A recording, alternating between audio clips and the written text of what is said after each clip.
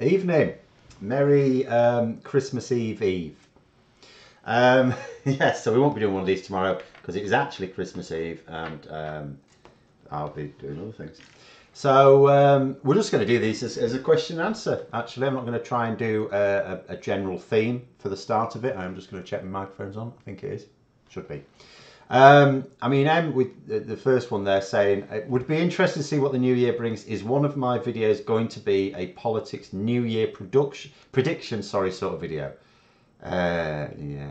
In fact, Phil has just said down there, different Phil, that I did a prediction video one time, as I remember. Yes, at the end of 2020, I tried to do a prediction video for 2021.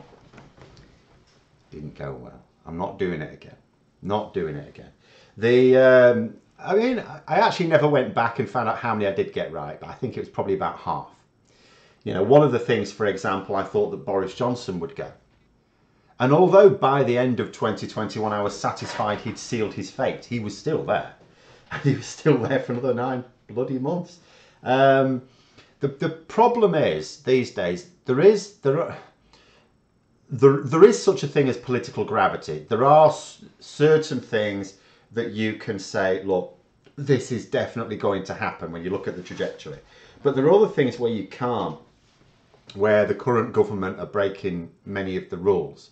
And because it's largely up to them. Like Liz Truss, there came a point when it was fairly clear they actually would have to get rid of Liz Truss. You know, when Liz Truss announced her mini budget, and that was pretty bad, you know, I still at the time sort of thought it'd be very, very damaging for the Conservatives to get rid of her, because they've just got rid of one leader, and that was quite divisive in their movement. You know, it's not like the Conservatives, by and large, agreed that Boris Johnson had to go. Conservative voters, yes, but not Conservative Party members or even MPs. It was very divisive. So they'd already got rid of Boris Johnson and replaced him with someone else. To get rid of that someone else was tricky. But as soon as she was crashing in the polls and completely failing to recover the damage from that mini budget, then she was definitely gone. So you can say something like that. Boris Johnson should have been gone in 2021. He was causing, you know, serious damage to the Conservatives' reputation. And it could be argued that the position they find themselves in now is not entirely down to Liz Truss. A big part of it is. And that's why it's quite difficult to separate the two now. But a certain amount of permanent damage was done because of Boris Johnson. They held on to him for too long. So, yeah, predictions are... There are certain things that even the Conservatives cannot ignore. There are certain rules of politics that even they cannot ignore. But there are other ones that which they do. So it's much easier to wait for something to happen and then explain why it happened. Are the current strikes the political equivalent of Custer's last stand, where basically public services are fighting for their ultimate survival? What consequences for the loser? There are two aspects to the strikes. The first of all is really the individual workers themselves deserve the pay rise, and more than deserve the pay rise, need the pay rise. So it's not just about fighting for the public services itself. It is also about them individually, because many of them are, you know, if you're like, no one in this country should be below the breadline. No one, under whatever circumstances, as long as they're willing to go along with society's rules, as long as they're, you know, obeying the law and everything as far as can be told, nobody should be below the breadline. But if someone is actually working, particularly if they're working full time, you know, just for the avoidance of doubt, you should be able to afford to pay reasonable bills. You should be able to afford reasonable accommodation. You should be able to afford, you know, food. You should be able to afford a holiday. You should be able to afford Christmas. You should be able to afford some luxuries through the year as well. You know, getting, you know, new clothes every now and then. There's a certain standard of living. If you are working full time, I don't care what the job is, there's a certain standard of living that is expected in this society, and you should be able to afford it. And there's many people in these jobs can't afford it. But there is also the other side of it, in that if public sector workers were paid at least in line with what they were paid under Labour, then you could attract more people into the profession. Some of these, not all, but some of the professions that are striking have shortages. And, you know, raising the salary would help. Wouldn't solve the whole thing, because there's other issues as well, but it would help. So there is an element at which, yes, it is also trying to save the public services. In terms of the future of them, it is very difficult to say, because we obviously think we're 2 years away, or up to 2 years away, from a new government coming in who will have a very different outlook. And if you're very far on the left, you may still not be happy, but it will be a very different outlook. It will not be one of, because the Conservatives, remember, their policies are designed to try and elbow public sector workers out and into the private sector. Labour will not take that view. Labour will take the opposite view. They will want the workers in the public services. So in terms of the consequences of these strikes, it will be demoralising for any that lose, and a lot of them are losing the PR battle. Only nurses and ambulance workers, because the PR battle, it's got nothing to do with public opinion. Because if you're like, you ask me in a poll, do I support the striking workers? There's not a single, I don't always support strikes, by the way. I've gone on strike once when I didn't agree with it. But all of the ones right now, I have not come across any group of workers going on strike this year that I don't side with them, because the reasons are really compelling. But that doesn't matter, because I will never vote Conservative. So the Conservatives can dismiss my views completely. I am of zero value to them. Completely zero value. There's no way that I am going to ever vote Conservative. I am going to vote in every single general election, and I will vote for the candidate that is best placed to displace the Conservative candidate. So, you know, people like me, they're dismissed. So the people who matter are those who will or might vote Conservative. And those people are not with the strikers, apart from nurses and ambulance workers. They're not with anyone else, according to that latest poll. So the consequences will be very demoralising. It will almost certainly lead to people leaving that industry to try and get, depends where in the country they are, but if there's more jobs elsewhere, they'll try and get them. That's what the government want. That's what will happen. In terms of rail workers, obviously Labour are expecting, they've already announced, as soon as the contracts for the private companies, if Labour are in power, when those contracts come to an end, they will not renew them. They'll just take it into public hands. I'm just on the lookout for the Conservatives playing a fast one there. You know, it wouldn't surprise me to have them just before the election refresh all the contracts so they've got several more years on it. I don't know what Labour would be able to do about that. But if they don't, let's say the Conservatives, when it comes to it, aren't all that bothered, because they'll just think they can sell them when they come back into power. Maybe they're not bothered in the meantime. So maybe there's, so that helps that issue. But obviously the more damage the Conservatives do over the next 2 years, the more of a repair job is needed, the longer that repair job will take. That's really the consequence. You know, these strikes, it's much more important, I think, to see these strikes as individuals who are fighting for their ability to feed their families than it is saving the public service, because the public service is largely knackered. There's going to be 2 more years of undermining it, and they're going to accelerate, because if the Conservatives see themselves losing the next election, they will accelerate their plans without any sort of caution at all. But anyway, see, Labour are going for a celebrity endorsement idea. Okay, I don't know what that is. You'll have to explain that one, and I'll have to see if I can see the comment, because there are quite a lot.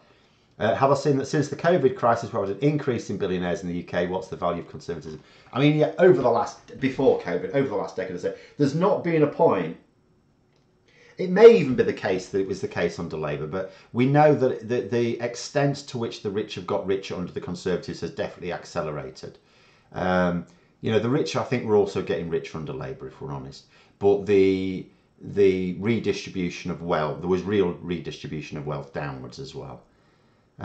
whereas that has not happened. In fact, since the Conservatives came to power, the only group that has actually gained is the very top, which was certainly not the case under the last Labour government. Red, yeah, well, it's my Christmas jumper. It's not working, actually. It was working, and then I did Max and Alex's Sunday roast Christmas special thing, and for reasons you may see if you watch it on Christmas Day, well, actually, it's not obvious why it's not working. I changed the batteries. It's not that, so there's a poor connection somewhere. So it doesn't work. It doesn't matter. You can't see it anyway. Tony there saying, I'm American, love your show, but you do get some American culture wrong. Donald Trump is dead on arrival. Ron DeSantis might get, how do I see it? Well, I mean, in things like that, I can't know. I take an interest in American politics because American politics affects us all. That's why. You know, there's plenty of politics around the world that is just as interesting as American politics. But American politics affects us in a very real way. And like with Donald Trump, you can look at the situation, you can think, oh, the net's closing round him and, you know, he's done for. Is he though? Is he? Because didn't we think that? Didn't some people think that before? You know, didn't people think, well, the Republicans don't want Donald Trump, so he'll not be picked as the candidate? And then what happened? He was the clown candidate. People thought it was a great laugh.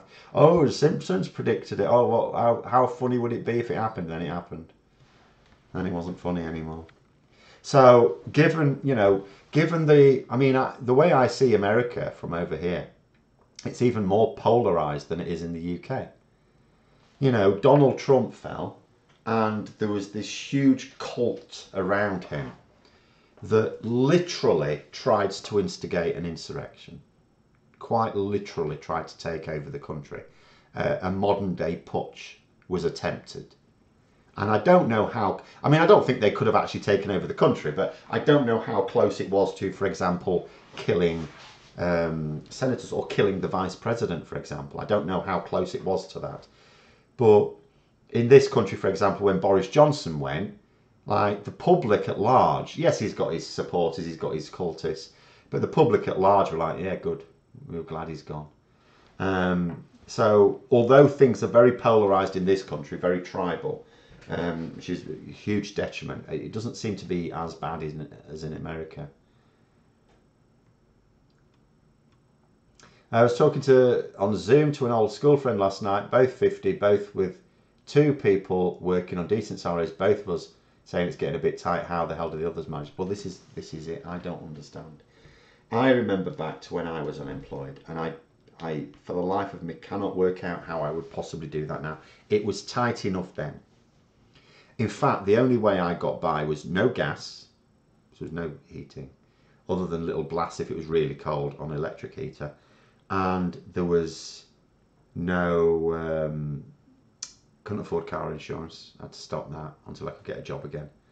You know, it was pared to the bone. I did have to, but you have to have internet to actually be able to claim anyway.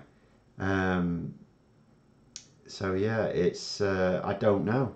I really don't know how people can cope. Because granted, you know, if you're on like £50,000 a year or something, or even your household's on £50,000 a year. I don't know how it works in the south of England. I've no experience of living in the south of England. The furthest south I've ever lived is, actually, do you know what? I just go in a line. I've never moved further north or south. I've lived in Doncaster, I've lived in Grimsby, Scunthorpe, Epworth now, Immingham, Manchester as a student. They're all pretty much on a line, so I've never actually been down there. I've never lived down south. So I don't know how it's up here in the North Midlands. £50,000 income for a household, even with kids, you'll manage. You can have a normal life. You will have to cut back and things like that. When it comes down to it, if you suddenly find you have I've discovered when I was unemployed, and this was when Labour were in power, and it was still tough. And there are things you think you need, and you actually realise you don't need. So there are things you can do with that. But I mean, part of me thinks, if you're working, you shouldn't have to do without these things. But it has got to the point now where for a lot of people, they can't. I mean, if you think about it, energy bills have gone up by an average of £100 a month. An average. You know, food's gone up 15%-ish, something like that. I think the Christmas dinner is 14% higher than it was last year. And remember, last year it was higher than the year before because we were having to get a lot more imports in because we couldn't produce as much of this stuff ourselves. So I really don't know how people are managing. I suspect a lot of people are not managing. John Byrne Murdoch of the FT, I'm sure that's no relation, did a great analysis today of the Tory austerity impacts and highlighted Labour versus Tory impacts on many graphs that need to be Labour campaign material in future. Well, I've often said the best campaign leaflet doesn't have many words on it. It has some graphical or pictorial representation of something. Some sort of stats in a graphical or chart form with like from the Office for National Statistics and in such a way that you just look at it and it's like Conservatives are shit and Labour are better. And because what you've got to think about, and too many people who write campaign leaflets don't think about this. The campaign leaflet, all right, you might be able to physically give it to someone, but they're not talking to you. They're just taking it off you and wanting to go away. Mostly it goes through the door. You pick it out of the letterbox or you pick it off your doormat. You go and take it to the bin in the kitchen. That's it. So it needs to be something you can glance at and get a message from it. Then you may read it a bit more. So yeah, I mean, I've not read that particular article because I've been quite busy today trying to get on top of things so I can have a few days off. But I would say definitely graphical campaign leaflets should be just everywhere. It needs to be really short messages that you just take in. That you can't expect people to put effort into reading your messages. Today my dad asked my kids, 14 to 19 years old, have you ever thought about joining a political party or have their peers? No, is this a problem? Both he and I are Labour Party members. Young people generally are less inclined to be interested in politics. Remember, and this isn't a new thing, young people tend not to vote very much. And I think there's a couple of reasons for that. First of all, when you're young, you sort of got that devil may care attitude and you're not interested in it. So there's just a lack of interest. Then for the ones who are a bit more inquiring and there's a bit more interest, then they look at politics and they don't like it. They don't like it. It's full of shit. Everywhere, every party is full of shit. And they don't like it. And so they go, well, I don't want to vote for any of those. At that point, they don't understand that not voting is itself supporting a particular party. And it's basically supporting the one you would least likely vote for, ironically. So there's also, and then there's the classic, which is that politicians do not target young voters. And the reason they don't target young voters is because it's a waste of time, because they don't vote. Any effort a political campaign spends on targeting young people, complete waste of money, because there's no return, which is disappointing. But that is what it is. But yeah, so you young people, sometimes they are interested. I mean, students in college in particular have sometimes, when it's round about an election, asked how it works, and I've explained how the process works. And I have urged them to vote, and I've said to them, even if you don't want to vote for a particular party or candidate, go and spoil your ballot. And I always say to them that the reason why you're not being targeted, the reason why you don't think that politicians are doing anything for you, is because you don't vote. So if you go and vote, you don't have to vote for someone. Spoil your ballot, you still class as then voting. If they start to see there's more young people voting, doesn't matter who for, then your votes are up for grabs, they'll start paying more attention.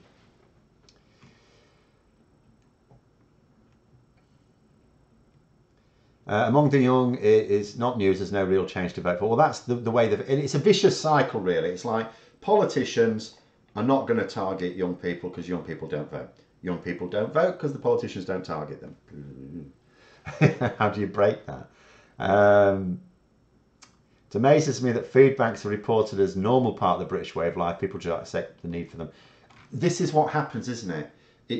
We just normalise everything. The media normalise everything. It's normalised COVID now. Normalised COVID. Like someone might go, oh, I've got a bit of a cold. People might now just go, oh, I've got COVID. Oh, that's a bit of a bugger. And, you know, and everything's just normalised. Everything terrible is normalised. You know, the media are only outraged at things that don't affect us at all. Sometimes they're outraged at good things. After getting my first degree in majors, Britain, I applied for over 700 jobs in 18 months. Blimey. I spent all my dull money looking for work. Would not have managed without parent support at the time. You applied for 700 jobs. You weren't targeting them, were you? Follow a channel called Lad Baby. I think I've heard of that. Every year they put out a Christmas song. Oh, I know what you mean. Yeah. 100% profits to the Trussell Trust. This year they featured Martin Lewis. They've been #1 for 5 years straight. Yes, I remember. I know which one you're talking about now. 6% increase in food prices due to Brexit. Yeah.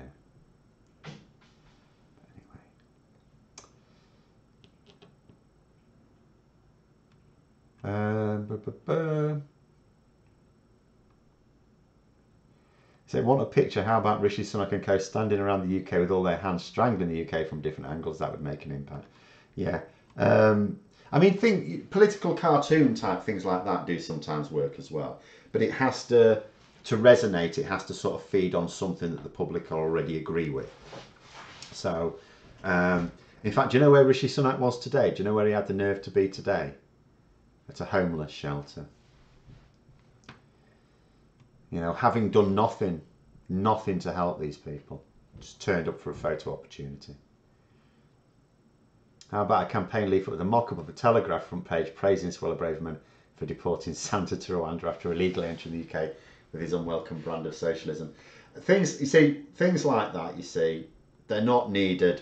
People know that the Tories represent a very uncharitable, inhumane attitude to asylum and immigration, right? So anyone who would use their vote on that issue, Labour don't need to chase after them, because anyone who would use, because that's the thing as well, you know, when you in a general election, there's a lot of issues, and people will have their own ideas about how they prioritise the issue. So I mean, let's say you've got a top 5 issues that you think are really important, but no party covers all 5. So in the way that you want them to.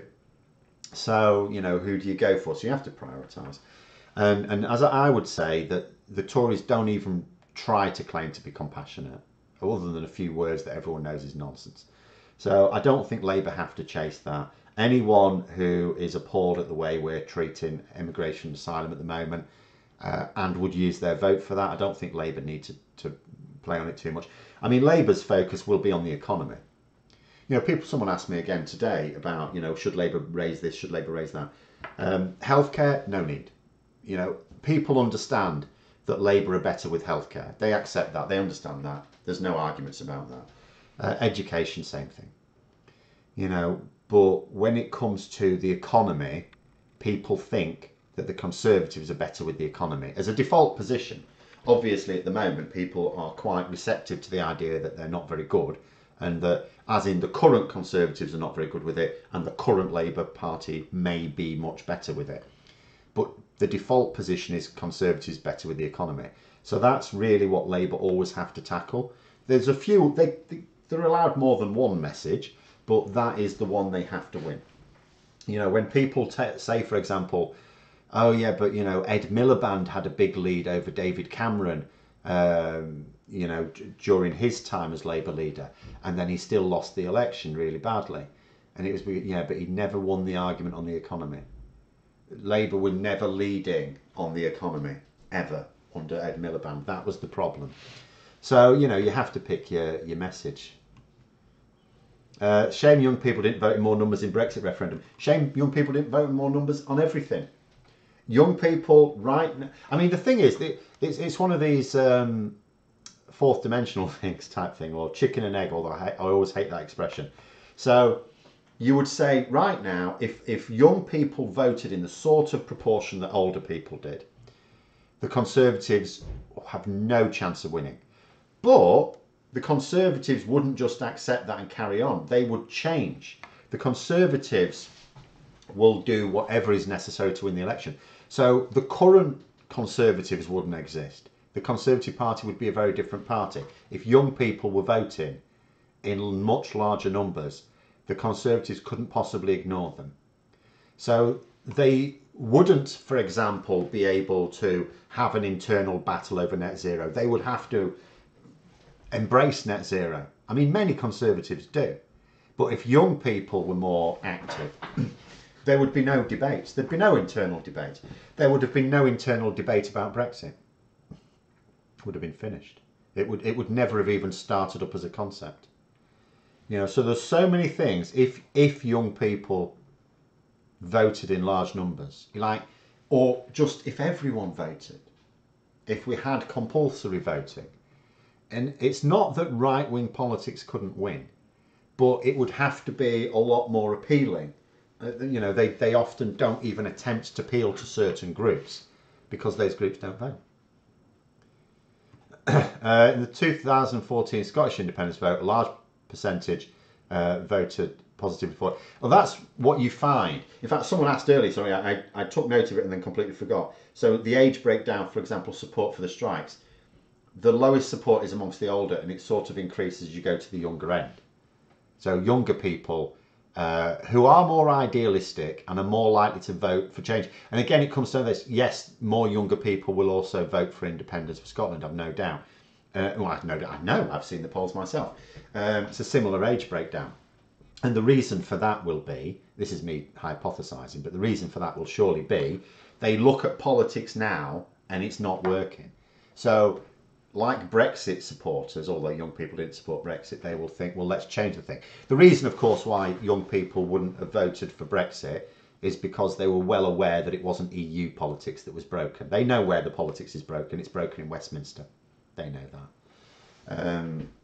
And the reason they know that is because the Conservatives are not even attempting to win them over. So the propaganda's not aimed at young people. So young people, by and large, don't catch it. It's very similar to why, for example, Scotland voted 60-40 to remain. It's nothing to do with the culture of Scotland or the particular politics. It's because the Tory media wasn't pushing it that hard in Scotland. Didn't need to. 5 million people in Scotland. So they could have, you know, they were concentrating it. They were targeting it. I mean, we know how it works. When the Cambridge Analytica scandal broke, we saw how sophisticated the operation was. It was targeting. You know, it was targeting people. So when you're not targeted by this propaganda, you're more likely to see things as they are. You know, it just shows for me the power of if we weren't subject to this level of propaganda. I'm saying when I was younger, I had absolutely zero interest in politics, and the Tories came in with their austerity. Yet to see a government do anything of use for me. Well, if you exist under the Tories, you won't ever do. I mean, I never did. I mean, I've existed. When would I have become politically aware? Maybe 6 years old, 7 maybe. I'm trying to think. I think probably more like 6 years old. I think the Falklands probably kicked a lot of it off. And so, I mean, that was a Conservative government until for like another 17 years. And then I had 13 years of a Labour government. Now I've had another pissing 12 years of a Tory government. Have I thought about contacting LBC and offering myself as a stand-in for when James O'Brien next on holiday? No, not going to London. The Tories have obliterated their twin attack of economic competence and law and order. Hopefully, I hope so. The economic competence definitely, because you can't argue the economy's knackered. Law and order is a tricky one. Law and order is a tricky one. Do people actually understand what's happened there?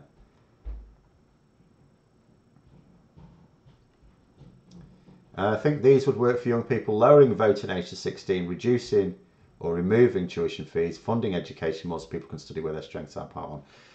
Okay, I'll tackle those first. I really don't think so, I'm afraid. I think the voting age should be lowered to 16 purely because if at 16 you can work, pay your taxes, join the military and so on, then why shouldn't you be able to vote? But if 18-year-olds don't vote, why would suddenly 16-year-olds vote? You know. Granted, some 18-year-olds do vote, some 19-year-olds vote, so some 16 and 17-year-olds would vote yes, and maybe it would tip the balance, maybe yes, but in large numbers, not really. I mean, I'd still say yes, we should lower the voting age. Maybe that'll be a sneaky little wild card in the Labour manifesto. We'll see. But it won't make a huge difference necessarily. Reducing or removing tuition fees. That, as a policy, mostly would work on the parents rather than the students themselves, because as I say, they don't. I don't think that would work. One thing that I think we should do on tuition fees is, if you're going to have them, and there's not a massive argument for not having them on certain things, but at least remove them for the courses for which we desperately need people in our economy. But anyway, for instance, I'm quite a creative person. Well, this is carrying on. Writing stories, singing, playing instruments, but I've noticed through my time in education that these areas are very underfunded. Oh, right, yes. They certainly will be now. They generally will be anyway, I think, because I suppose the way a government will look at things like the arts is you can develop, if you think about the best musicians and artists that we've produced in this country, how many of them developed their skills at school? I would suggest most of them develop their skills outside of school, extracurricular. Whereas if you look at our top medics and scientists, none of them develop their skills. Some computer programmers will have done. Computer programming is probably the only science where you do probably develop those skills extracurricular.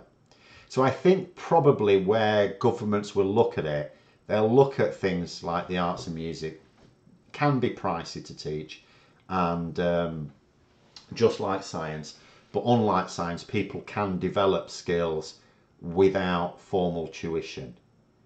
I suspect that's why it's always a weak spot. So whenever there needs to be any savings in education, I suspect that's where it comes from. But I did see an increase in funding, you know, as a younger teacher when Labour came in. So that's not true either. I know nothing about the media in Scotland. I read the media in Scotland. I have subscriptions to a lot of Scottish media.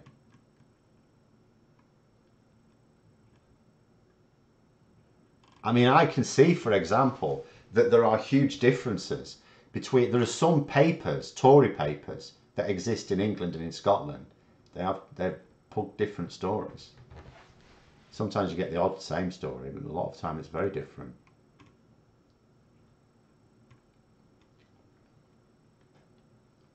I don't know what my perspective as a teacher is, but mine is that certain subjects get pushed almost to the exclusion of others that are almost no value. See, with the Conservatives, you'll definitely get that. I don't know when you've done your education.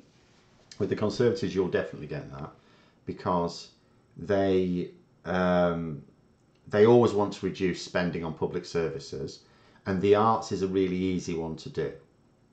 Incredibly easy. Because, as I say, a lot of singers, musicians, just artists of all kinds, can develop their skills outside of school.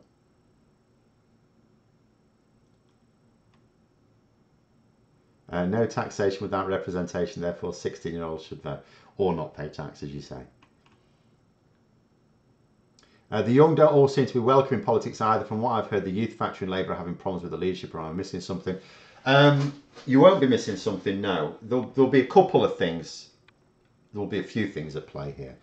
First of all, politics is incredibly rough and ruthless, and young people are very idealistic. So when young people go, well, we can see the world like this, and this should happen, and this should happen, and this should happen, and the older hands will go, yeah, that's not going to work. And then they think, well, you're just obstructing us. On the other hand, you've also got the other side of the coin, where maybe younger people are not respected as much. Like, I try and take the view that I will judge everyone based on how I find them. And I avoid trying to fall into any cliches. Like, so a younger person, of course, is not likely to be as wise as an older person, but it doesn't mean to say they're not. For example, I was very interested, and I know much more about politics now than I did when I was 20. But when I was 20, I think I still knew a lot because I was very interested from being about 6 years old. You know, and I watched it wasn't just Spitting Image and Yesminster I got my education from. I watched a lot of political programs and I read books. And it's, you know, and you will get some like that. So you will get some that are late teens, early 20s that know a lot about politics. So, but there will be a general view that younger people don't know very much. They've not, because they've not experienced it.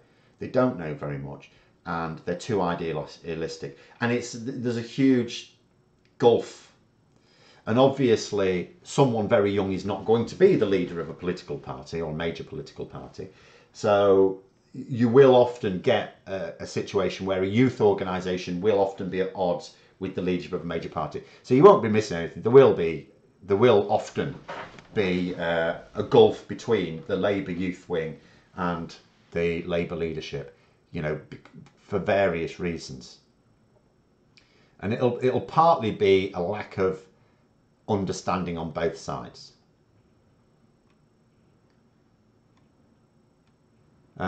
Is the bulk of our electorate in London?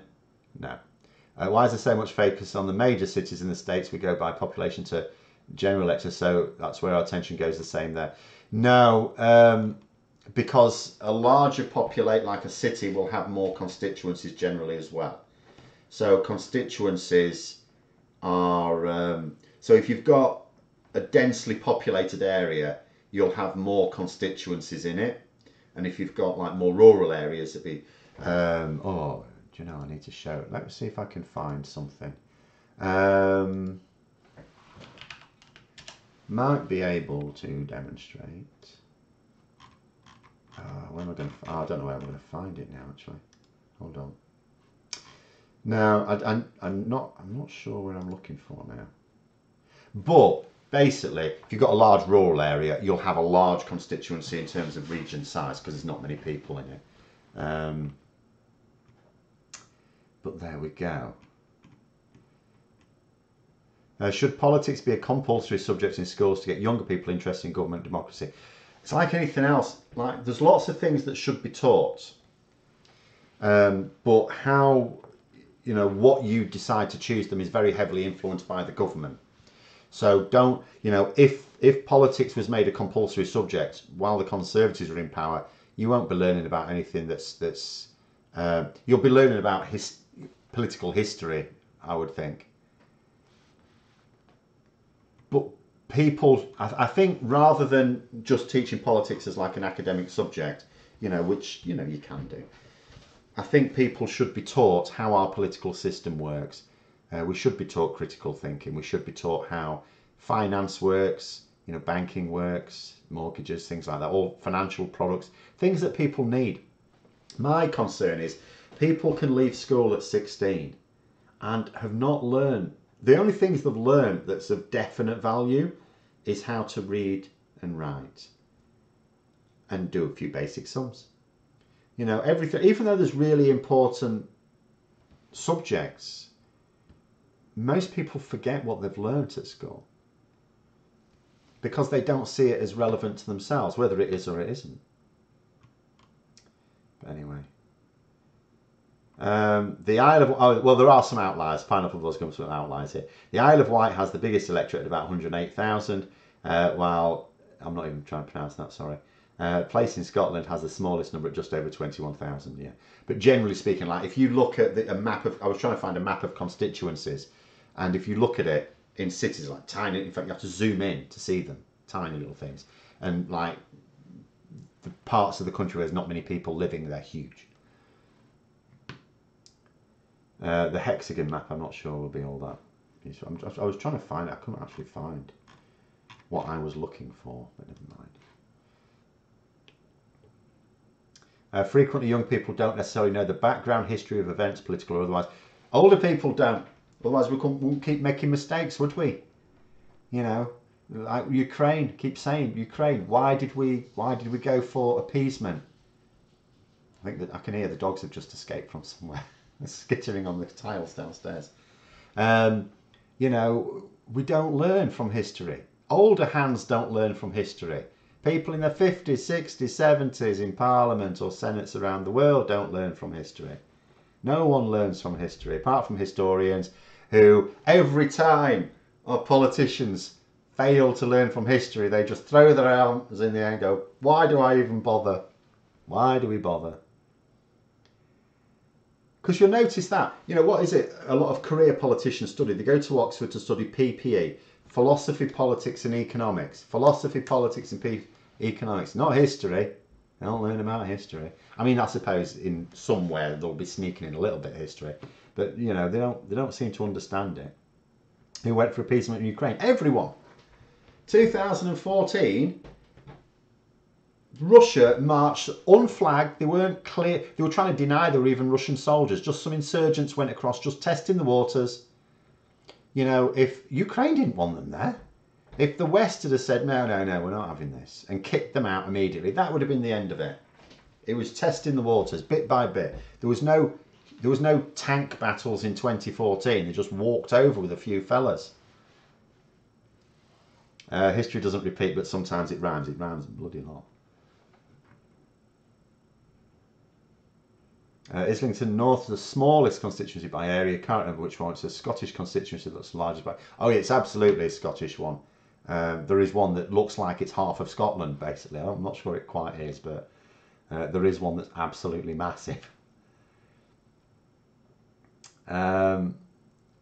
Still think that after the May elections, the Tories will be looking for a new leader. Am I still confident that Sunak will be around at the next general election? Yes, and I know what I said earlier about it's very hard to predict things, but I'll go through my reasoning for this. No matter what, if Sunak's brought down, they have to have a general election. The reason I will say this is, who do they go for? Like who?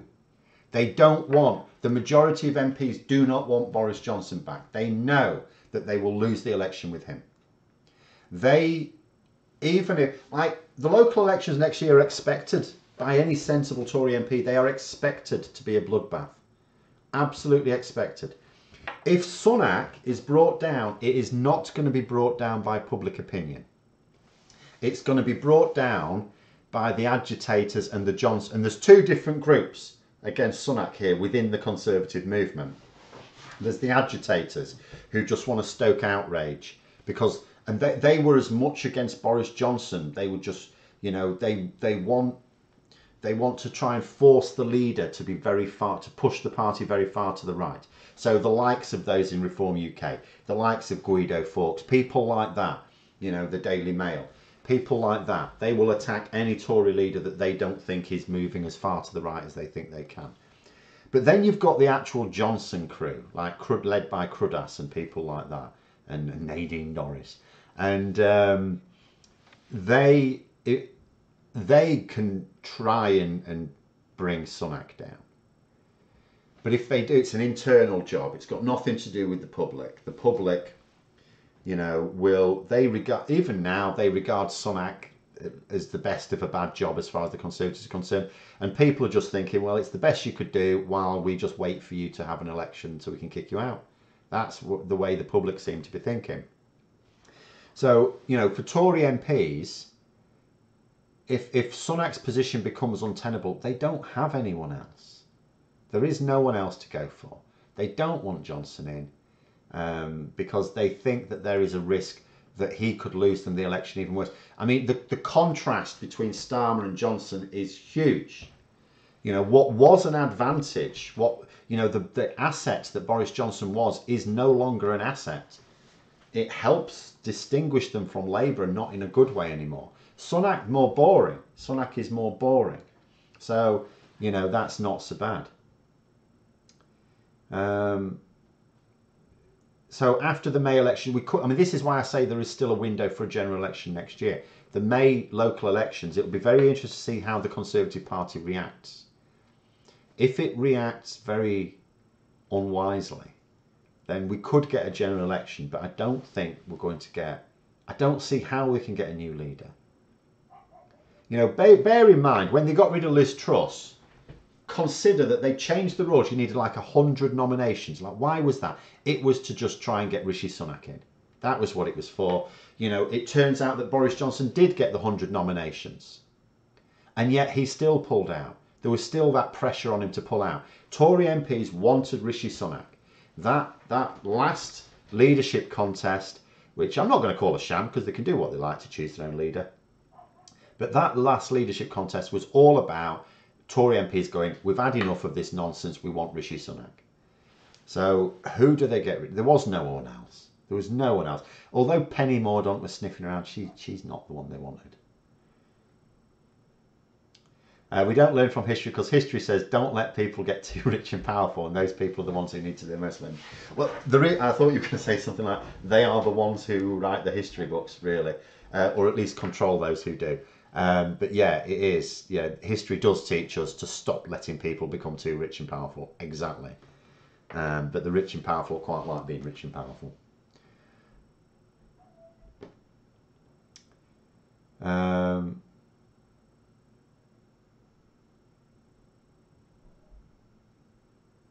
Problem is, politics in England, as you say, increasingly nothing to do with the public. Like, first past the post. It's an absolute nonsense. And the issue, see, you could argue there was a time when maybe it didn't seem as bad. It was as bad, but it didn't seem as bad because people fit into fewer categories. You know, in terms of demographics, there were just fewer categories of people, of voter. Whereas now there are way more. And it's actually, so politics is quite complicated now because you can only really target a narrow, like your policy, you can only afford a few messages, and those messages have to be tailored to appeal to a narrow section of the population.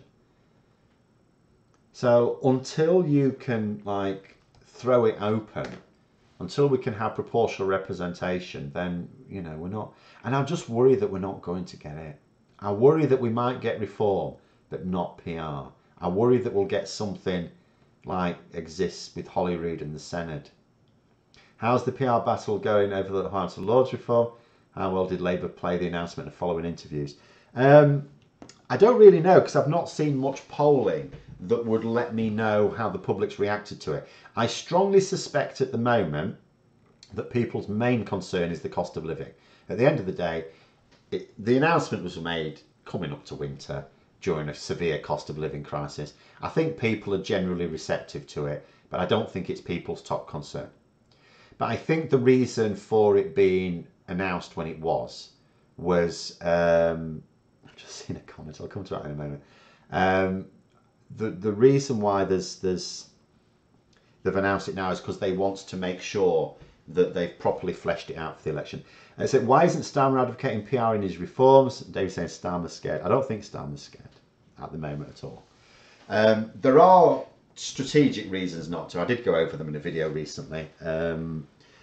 First of all, if Labour were ever planning on putting PR in a manifesto, you would not announce it this early, because proportional representation is an existential threat to the sort of Conservative Party that the very, very wealthy want, and at the moment are sort of getting, or they have been getting over the past few years. So the Tory media would go all out to trash it, right? All out. And Labour don't have much of a voice. They're in opposition. So they need to keep their powder dry. Now, I will also say, and I have said, I don't think they will put it... So basically what I'm saying is we don't know whether Starmer wants to introduce PR for the House of Commons or not. We've no idea. What I would say is strategically for Labour, it wouldn't actually make sense to put it in the manifesto for this coming election. And the reason I will say that is, think about what the impact would be. So if Labour we're going to put full proportional representation into effect if we win power, what then happens? A load of Green and Lib Dem voters will vote for Labour in certain constituencies where they're the best placed, and giving Labour a huge boost. Now, that would be quite useful if Labour needed those voters. Now, it could be argued at the next general election they don't. So why not keep it in your back pocket until you do? And the other thing is, so let's say Labour bring in proportional representation in the next Parliament. First of all, that will take quite a bit of parliamentary time, and there's a lot to fix from their point of view, right? And at the next election, they'll have to share. They're not going to get 50% of the vote. And even if they did, the rebels will basically eliminate it. So they'll have, they have 5 years, some of which will be taken up with implementing PR itself after, and that will be a major legislative program that will take a huge chunk out of their parliamentary time. After which they have to share power. Whereas if they spend the first term 4 years, which is quite normal, putting things in place, then they announce proportional representation. They get that boost from the Green and Lib Dem voters for the second election. Then they still get to have majority power for the second term. And so they've got 2 full terms, a good 8 or 9 years. Because as soon as you introduce proportional representation, there's no point in going for a general election after 4 years, I would say. Or at least I don't think there's enough of a point. I would do the full 5 years if you felt you needed it. So maybe 8 or 9 years before you have to share power. That should be enough for them to get done what they need to get done. After which they can then protect it, because they should be able to then share power. It shouldn't be the Conservatives forming a coalition at that point, if they've got things right. And then, and I know why people, like I would desperately like, although I talk about the strategic benefit of Labour leaving it a bit, I would still prefer, if it was up to me, I would still prefer they go for it now. And the reason I say that is because of the Brexit trap. The way to reverse Brexit, every time, and people are too simplistic about Brexit, it's an incredibly complex problem. Every route I try and imagine to getting this thing reversed quickly hits a brick wall unless you have proportional representation. But anyway, do I have any comment on Kelvin Mackenzie's? I have seen this recent tweets on the nurses' strike. Always thought it was a useless shit myself. There's a lot of gobshites like that. They're what we call shock jocks. They're just best ignored. The best ignored. There are no legislative boundaries that are as large as those in low populated seats in the USA, where many now have 1, 2 or 3 representatives due to the number of seats that stay the same over time. I've absolutely no doubt. I mean, I look at the American system, the electoral college system in particular, and I just think, like, this is like arguably a worse form of first past the post than we have. Because for presidential election, I mean, I know, I mean, there's 2 things for me that sort of let me know that the American system is in bad need of reform. The first is choice for president, binary. It's even technically it's always between 3. You always have an independent, but it's just a straight runoff. But it's not, is it? It's not a straight runoff. The Republicans almost never win the popular vote, but they still get the president half the time. So that's broken. And then the other thing is, there's only 2 parties in the American system. That can't be representative. That's not representative. You can't say that America, even though I say that American society at the moment is incredibly polarised, but if people are allowed to think for themselves, they're not going to align according to 2 tribes. So, a good system is one where there's lots of parties. Good half a dozen at least, I would think. Anyway. Can we take Starmer at his word? If so, he has said there'll be no voting reforms in the first government. At his word, no. At what he promises to do, yes. Again, it comes down to this issue of political honesty. Political honesty is not what you say. If you tell the truth, the whole truth, and nothing but the truth, you lose the election. It's really that simple. So and it doesn't matter whether it is true or not. If you tell what you think is the truth, you will lose every single time. Because people want easy answers. People want the easy answers. They want a government that will make out that the problem is actually quite easy to deal with. People basically want problems in their life to go away, and they want the government to make those problems go away. So they don't want a government that says, oh, it's really complicated, let me explain it to you. No, don't want to, just tell me there's a simple solution. That means you cannot then be honest. But the Conservatives of all the mainstream parties in Britain are the only ones who, when they put something in the manifesto, don't always mean it. So whatever goes in the Labour Party manifesto, they will intend to put in place. The last one did, this one will. They all have. It's only the Conservatives that lie about that. So can we take him at his word? His word? No. Don't take any political leader at their word, ever. By definition, any political leader that is successful is not honest. Never. The only one, unless they happen to be a hereditary autocrat. Occasionally there have been dictators who've been honest. You know, hereditary dictators, not ones who've had to like bludgeon people to death. Even that's quite rare. Starmer fell under a bus. Oh God, this is a bit grim. Who would I want to be elected Labour leader? Someone said Yvette Cooper there. Yvette Cooper would be a very good choice. I voted for her when she stood some years ago. Are there any others?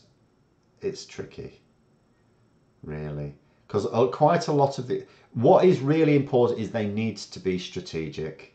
It's so important. You know, it doesn't matter about, you know, how good they are, you know, on the platform. You know, it's nice to have a leader that's good at the fiery oratory, as I say, but it's no good if they're not strategic. They have to be strategic. They have to be strategic. Oh, this thing about Labour centre. Labour centre-left. The Labour Party right now, and it will always be centre-left when it wants to win elections. It's not centre. It's not centre-right. It's ridiculous. You know, it's really quite simple. It will fund public services. It will also make sure that people's human rights are respected. Rachel Reeves, I don't know. See, that's the problem. There's too many of them. I'm not really sure. Just because they're clever doesn't necessarily mean they're strategic. It is a different... I would probably just say the safest is Yvette Cooper because, you know, I think she has proven herself over... She's had longer to prove herself in frontline politics. And I think she is strategic. I'm not sure about others. That's the problem. Hopefully someone will emerge because I'm not sure, you know, that Starmer expects to be Prime Minister for a long time. I think he will expect... I don't think he'll step down in the first Parliament. I wouldn't be surprised if Starmer just intends to step down in the second Parliament. If he wins a second Parliament, that he intends to step down halfway through it. You know, I'm not sure I see him wanting to be in it long term here. I might feel that I cannot seriously support a system that depends online. I don't like the fact that it depends online. It's just a fact. It's one of these examples of political gravity. It's not supporting the system. It's acknowledging that that is the system. There is no way of changing that system without having a population that has critical thinking skills and without having a media that speaks truth to power. We don't have those things. We have people who want easy answers. And while you have people who want easy answers, the snake oil salesman will win every single time. Every single time. Because, do you know, the thing about the truth is it's complex and it doesn't deliver everything you want because it's realistic. And realistic policies doesn't deliver everything you want. This is why, even with good governments, people after 10 or so years start to think, well, maybe you should have a different one.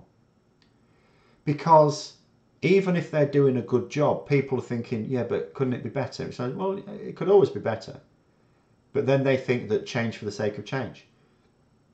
So you cannot. About Annalise Dodds, very clever, is strategic, would the party follow? The thing is, I mean, she obviously originally was the Shadow Chancellor and she was moved out of that role because unfortunately she wasn't making enough of an impact.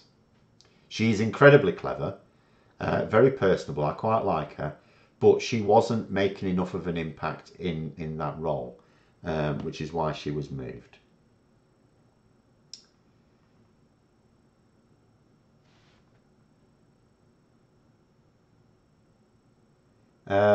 Yvette Cooper is by far the best at destroying her Tory opposite minister. The others aren't so good. Someone saying, until you see her in a TV interview pivoting and not answering questions to toe the party line. Yeah, but they all have to do that. That is also part of the game. And bear in mind, at the moment, and this is part of the Brexit trap, it would be lovely if Labour could actually present a platform that was at least honest. But on Brexit, it can't be. That's the problem. So if you ask them, even the best of them, if you ask them questions about Brexit, it's a bit like I remember poor old Emily Thornberry under Corbyn, who had to try, because remember what Labour's policy ended up becoming, and it took a long time. It ended up becoming, for the 2019 general election, so Labour's Brexit policy, which pragmatic people sort of agree was the best it was going to get, but it was still a nonsense. It was, so we're going to try and campaign for a better deal with the EU. We'll spend 3 months doing it. At the end of that 3 months, we'll have a referendum with Remain as an option, and we don't know if we will argue for our own deal or not. So Labour were going to get this new withdrawal agreement, and then they were going to have a referendum where they said to people, do you want this withdrawal agreement or do you want to stay in the EU? And they couldn't even commit to backing their own agreement. And that sounds like a ridiculous policy. But it is the nonsense that Brexit creates. Andy Burnham is a snake. No. Also, he's not an MP, so sod him. But no, he does a perfectly good job as Mayor of Manchester. Leave him to that. I'm quite happy with him doing that. The man's a snake, though. Wouldn't trust him as far as I could throw him. Similar thing with Wes Streeting. Don't like him. I'm happy enough for him to be in the shadow cabinet and then the actual cabinet when it comes, but I don't want him in the leadership role. Stella Creasy had a go at Rees-Mogg over Brexit and Politics Live. Yeah, Stella Creasy. So Labour do have a few very good backbenchers, but I think they realise they will always be backbenchers because, again, they're not stupid and they know that they wouldn't be able to do the same thing on the front bench because they understand the situation. Not wrong, but we have the electorate we deserve. Surely, well, I don't know that an electorate that is deliberately hoodwinked deserves it, in all honesty. Surely media like yours can be the start of creating a more open, honest media on which change can be built or what?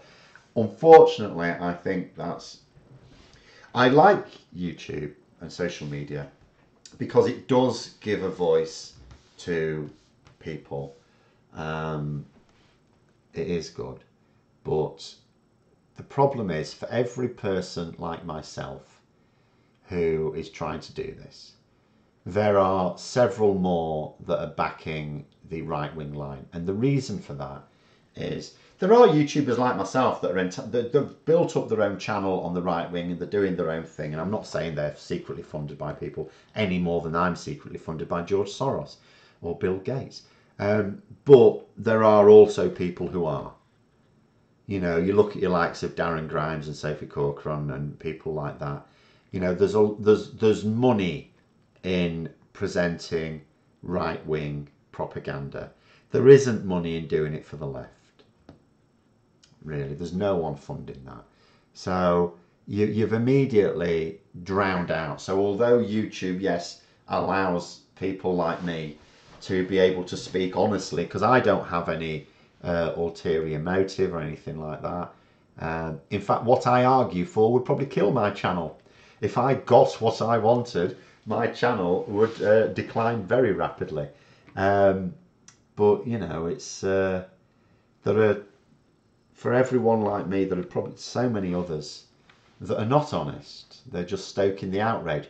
Because on social media, outrage generates the old clicks. The trick on social media, if you just want to be mercenary about it, is you need to stoke outrage, but you obviously need to not fall foul. Because obviously every now and then social media companies come under pressure to make sure they're not spreading misinformation. And yes, Elon Musk came along and then got rid of his team that did that on Twitter, but he can't monetize it because it's a shit show. But you know, the ones that are commercial need to be conscious of the fact that people want them to be basically honest platforms. So you need to tread carefully, you know. But there are ways of stoking outrage in a way that observes some boundaries, and that's what generates the clicks. Controversy generates clicks. Where's Street and Andy Burnham? Why not, Phil? Because although I don't doubt their competence, they are, as I've said, they're divisive. They're not team players, either of them. They're not team players. You know, they're not unifying figures. They make no attempt to unify people, and you need that. And God, you need it in Labour as well, because Labour are always splitting themselves apart. So you need someone who at least tries to unify, or give the impression of unity. I mean, no party's actually unified, but give the impression at least.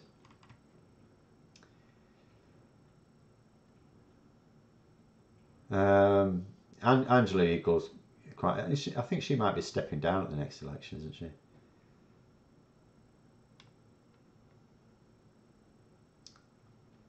But anyway, right, we'll better call it there then. Anyway, it seems to have come to the end there. Sorry if I've missed any out because there were quite a lot. Have a good Christmas, everyone. In terms of my schedule, there'll be one video out for the next 3 days. We will be back on next Saturday, even though it's New Year's Eve. You may be out, I don't know. I don't go out for New Year's Eve. I don't really do anything on New Year's Eve. So I'll still do a stream on New Year's Eve, so that will be fine.